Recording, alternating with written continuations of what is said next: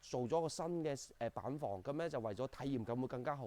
嗱，呢度咧一個前花園啦，其實係溫泉池嚟㗎，噴咗出嚟做咗個半開放式廚房，可以感受下佢成個別墅嗰種，哇幾舒服係咪？咁咧呢個2樓嘅一個房間帶咗個 L 型嘅雙陽台設計，咁樣睇落咧就係叫唔係好大啊，但係加埋嗰個浴缸同埋嗰個空中平台咧就夠晒啦。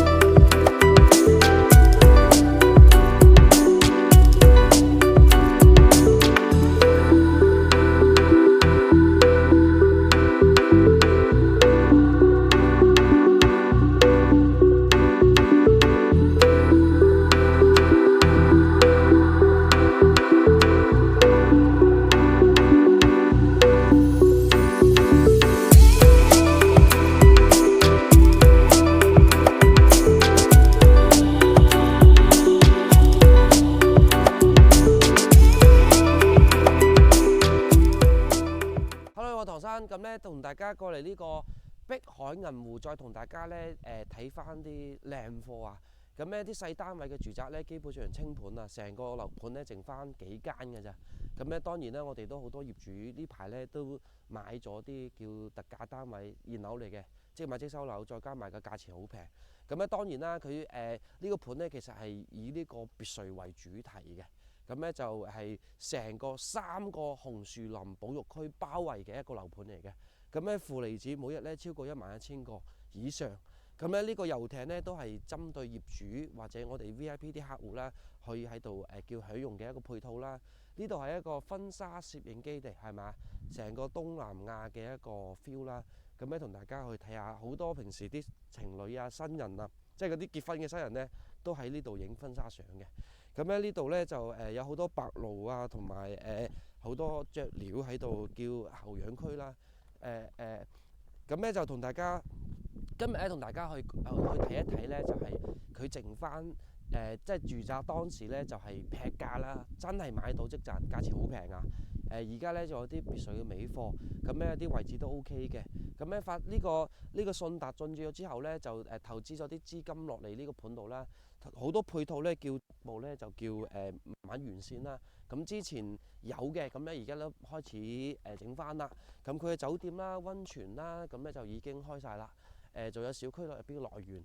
咁啲別墅咧就價錢好平，係啊，講緊200幾300萬嘅別墅咧，而家講緊1字頭，即係百幾萬就可以買到。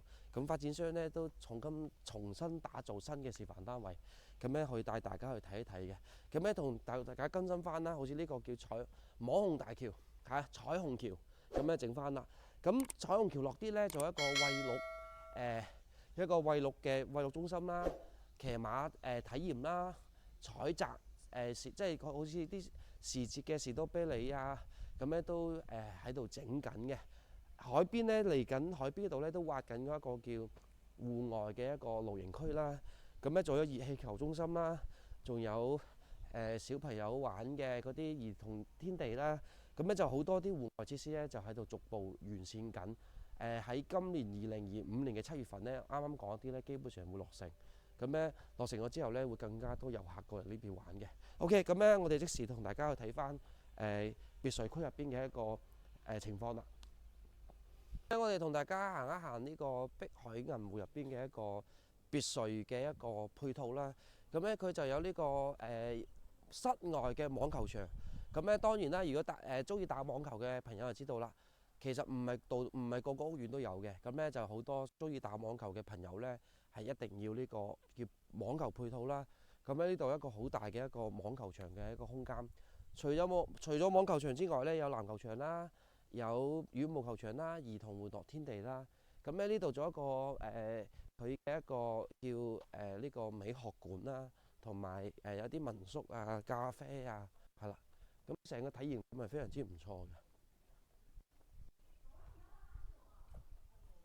咁咧就仲有啲裝修公司啊、民宿啊，咁咧就休閒地方嘅。咁咧接落嚟同大家再睇翻佢別墅入邊有咩配套啦。咁咧呢度係物業中心，同埋佢規劃咗啲巴士站，到時候咧有啲業主巴士會出入嘅。暫時咧就電瓶車咧就可以方便啲業主咧去到酒店去到嗰個叫海邊啊、企鵝嘅位置。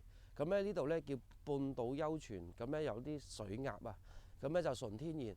因為咧成個銀湖，即係呢個碧海銀湖別墅群咧係俾3個濕地公園，即係紅樹林保護區咧係包圍嘅。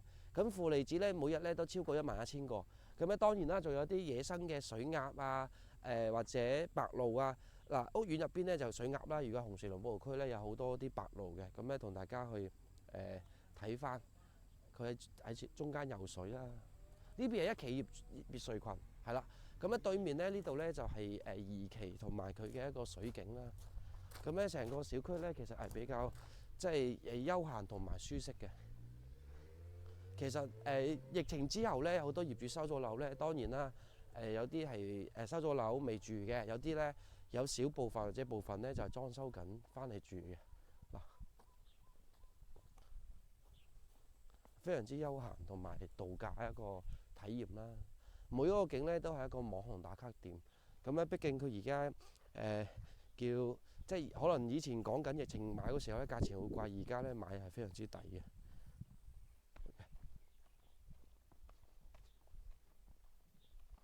咁咧佢呢個屋苑好大啊！呢個別墅群。咁咧就如果唔揸車點算咧？而家電瓶車咧就正式開始啟動啦。咁咧基本上係講緊可能半個鐘或者15分鐘一班喺小區度咧來回咁樣兜嘅。咁咧到時佢本身有好多即係有嗰啲叫站牌啦。咁咧就到時可以揮手咧就可以坐呢個電瓶車去出到呢個佢嘅售樓部門口啦，或者係接駁位嘅。咁咧都方便翻啲業主嘅一個出入啦。咁咧我哋嚟到呢一角咧，呢個叫木江森林啊，有呢個戶外嘅一個遊樂設施，同埋室外嘅籃球場，係啦。咁咧佢而家見到咧一啲盪千秋啊嗱，俾大家玩嘅。咁咧呢個室外籃球場咧，其實都有啲業主啊，或者係呢啲嘅工作人員啦，都成日過嚟打嘅。咁咧就可以打呢個籃球啦，同埋打羽毛球都 OK 嘅。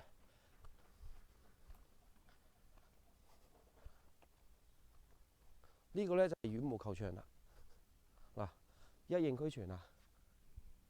羽毛球、籃球、網球、兒童玩樂天地係啦，戶外跑道啦。咁咧就如果我哋翻嚟退休嘅，如果嗱而家單排車方便啦，咁樣揸部車平時翻嚟講緊1個鐘啊，即係50分鐘可以翻到嚟，喺呢個港珠澳關口。咁樣其實咧就真正叫享受呢個退休生活啦。大家睇下呢個碧海銀湖嘅別墅群啊，咁咧就新整咗啲配套。咁當然啦，其實以前規劃都有嘅。咁咧就順達入咗嚟之後咧，就嗱抌咗資金落嚟咧，其實即係整咗好多啲配套，小區樂園嗰啲配套啦。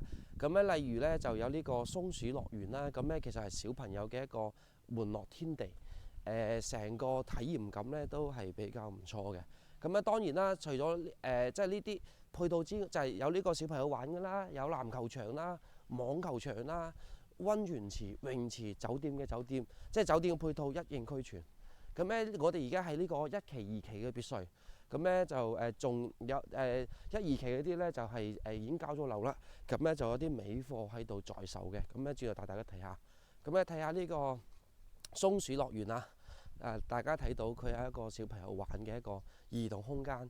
咁咧都係一個即係佢成個樓盤咧係以別墅為主體嘅。咁咧無論佢個空間啊，同埋佢嘅一個配套咧，真係會比較即係休閒得嚟咧，都比較注重業主嘅一個身健康啊。咁咧嗱，你從小朋友玩嘅，大人打羽毛球啦、籃球啦、網球啦。嗱，如果長者退休嘅浸温泉一應俱全。咁咧，我哋嚟到呢個新嘅板房啊，而家喺呢一個二期嘅15座109平米嘅一個呢個連排別墅，咁咧就分3層嘅。佢109平方係建築面積，但係實用面積咧係差唔多就係3倍嘅，實用面積咧係超過270平方嘅。咁咧呢個入門咧，佢每一套咧佢都有一個大門啊，比較大氣。如果你買咧呢一套即係呢一棟別墅就你噶啦，一共3層高。咁咧就呢個信達啊，咁咧就花重金用咗百幾萬重新揼嘅板房。大家都知道，甚至我哋有啲業主咧買咗呢個碧海銀湖嘅別墅啦。咁咧之前係舊嘅示範單位，舊嘅因為嗰啲配套舊晒啦。咁咧佢重新咧做咗個新嘅板房，咁咧就為咗體驗感會更加好。嗱，呢度咧一個前花園啦。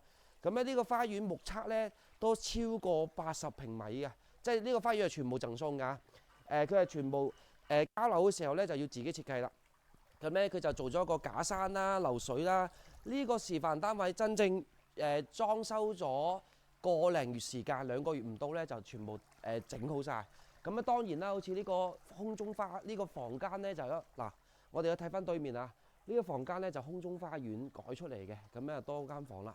咁咧後面咧就可以做個庭院啦，可以做翻啲休息區啊、休閒區。咁咧其實呢個係溫泉池嘅設計嚟嘅，可以做泳池啦、溫泉池啦。因為咧嗱，佢放晒啲水咧，咁滿咧就可能有啲人覺得係水景，其實係溫泉池嚟㗎。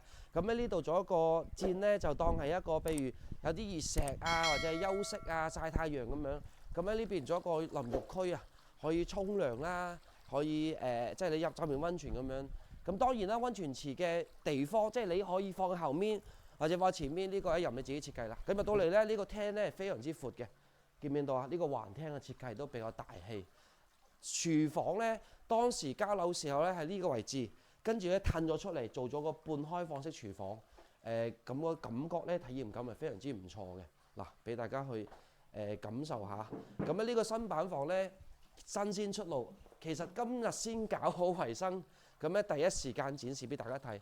咁咧佢後面做一個好似呢，其實呢個花園位置嚟嘅。當然啦，佢示範單位咧做咗呢啲咁嘅就係嗰種格啦，甚至你可以裝埋玻璃屋咁樣，咁咧就多咗空間利用啦，係啦。咁佢呢度咧一間房咧就做咗一個，譬如做書吧啊、客房啊，或者係你做翻啲娛樂室都 OK 嘅。咁咧呢度出到嚟咧，仲有啲細嘅後花園，可以做工人房啦，或者係做翻一個嗱，可以曬衫啊、放啲雜物嘅地方，係啦。咁咧其實佢碧海銀湖嘅別墅咧，實用面積都係比較足嘅。咁咧間隔嚟講咧就設計同埋我哋嘅改造性比較大啦。嗱，俾大家欣賞下，係嘛？坐喺梳化度，可以感受下佢成個別墅嗰種，哇幾舒服，係咪啊？即係成幅畫咁樣啊！喺我呢個角度，係咪啊？坐過呢邊睇咧，咁樣望到咧就成幅畫咁樣。再加埋咧，碧海銀湖嘅別墅咧係成個周邊係罕有同埋低密度嘅一個別墅嚟嘅，容積率先係講緊0.6到0.8嘅咋。咁咧佢嘅容積率係好低，即係我哋雖然住別墅，但係佢個空間啊，即係每一套咧佢嘅開揚同埋個密度咧其實都唔算高。我啊睇航拍見到，哇！呢個別墅盤好大喎，會唔會密度好大？即係意思佢嘅密度會唔會好大啊？咁咧佢戶數當然多，但係咧佢密度佢設計得咧就係嗱，我哋喺呢度咧，其實佢嘅一個隱私同埋嘅一個空間咧係比較足嘅，係啊。咁我哋同大家上去，佢一共有3層嘅設計啊。咁咧同大家再上去睇下其他層嘅間隔。咁咧佢1樓做咗個客廁，係啦，洗手間咧就唔大。咁咧同大家上去睇下。咁喺2樓、3樓，咁咧其實佢裝修得真係唔錯啊！咁咧俾大家體驗感就因為佢別墅咧，其實佢仲有成200套尾貨嘅，8幾200套尾貨嘅。咁咧呢間房咧就係改出嚟嘅一個空中花園啦。咁咧個頂同埋做個玻璃屋咁樣去做即係你做個多功能啊客房都 OK 嘅。咁咧個景咧其實都即係都幾舒服嘅，係啦。咁咧就佢成個體驗感咧就爭好遠啦，因為咧佢其實呢啲別墅咧叫寶物沉歸地。呢一套別墅總價大概都講緊180萬有交易。咁啊當然啦，有啲位置唔同嘅，仲有平啲，低於180萬都有。咁如果位置靚啲咧，價錢係一定係貴啲㗎啦。睇翻佢嘅景啊同埋個位置。咁咧呢個2樓嘅一個房間帶咗個 L 型嘅雙陽台設計。咁咧呢半層都係佢嘅，即係呢間房嘅2樓間房。呢間房目測都有成加埋露台都超過50平，帶埋套間嘅，俾大家睇下。咁之前咧佢都做咗，佢本身都有板房啦。啱啱講嘅就係，但係佢之前嘅板房舊晒，同埋啲設計咧都係舊咗啦，體驗感啊麻麻地。但係咧佢而家咧呢個信達咧係諗住，因為啲細單位基本上清晒貨啦，咁咧就啲細單位住宅清晒貨啦，而家準備係主推別墅嘅。咁咧大家如果想講緊200萬內，即係百幾萬可以買到呢個大灣區有天有地嘅別墅咧，呢個碧海銀湖我相信一定適合你嘅。係啊，嗱你 L 型嘅一個，呢個露台都係送嘅 L 型，成個 L 型啊。咁呢陽台都已經係有成15個方噶啦。我哋再上去睇下佢上面嗰層咧就係主人房啦。OK， 咧佢2樓仲有一個客廁嘅，即係1樓有2個廁所，2樓有唔係1樓1個廁所，2樓2個，咁樣3樓一個套間。咁咧佢行到3樓咧，成半層咧都係佢嘅主人房。咁主人房咧就嗱咁樣睇落咧就係叫唔係好大啊，但係加埋嗰個浴缸同埋嗰個空中平台咧就夠晒啦。我哋同大家睇下呢個係套間嚟嘅，因為咧套間咧佢好露台度，佢裝個溫泉池啦，即係浴缸啊。因為呢度全部都係海底鹹水溫泉，咁咧都係一個賣點嗱，夠晒大，有一個私人空間啦。咁我哋同大家去睇下對面咧嗱，對面咧就係佢3期嗱，見咩工人整緊啦。咁咧大家知道世貿碧海銀湖之前咧係世貿去係旗下嘅一個叫主理啦。咁咧佢爆咗煲之後咧，咁咧就之前都有停工啊，同埋各方面嘅一個壞消息啦。但係咧信達接咗手之後，大家見到啦，全面復工，同埋有部分業主咧都陸續交，即係已經交咗樓啦。咁咧信達都進資咗，講緊係超過幾個億落嚟呢個盤度盤活翻補交樓同埋補翻啲配套嘅。我哋見到個酒店啦，麗晴酒店同埋3座嘅嗰啲細單位咧，啲住宅已經係叫清晒貨㗎啦。咁咧就而家咧仲有啲尾貨別墅啦，都係現樓嚟嘅，大家可以放心。而家推嗰啲別墅咧都係現樓，即買即交樓，即買即網簽，咁咧就即時辦房產證，咁咧都係一個穩陣嘅。咁畢竟咧而家係成個樓盤咧，佢嘅一個主理人咧，主理嘅公司就係呢個中國信達集團，係一個中國嘅一個大財團同埋一個最大嘅一個資產管理公司。咁咧佢嘅資金咧係非常之雄厚，同埋咧比較有信心嘅。咁大家如果中意別墅嘅朋友咧，都係聯絡翻阿中軒啦，同大家去帶大家過嚟。我哋有呢個別墅嘅一個2位爺嘅一個私宴，即係譬如我想睇別墅，或者想睇周邊嘅住宅，咁咧我哋就可以安排別墅俾大家可以享用，去體驗住一晚。咁咧仲有我哋仲有佢呢度搞嗰啲別墅嘅私宴，可以有雪茄、紅酒會、燒烤、遊艇，咁咧一應俱全嘅。OK。想關注大灣區最快最新嘅資訊，訂閱我哋嘅頻道，撳埋個鐘仔，再順手俾埋個 like，分享俾身邊嘅朋友啦。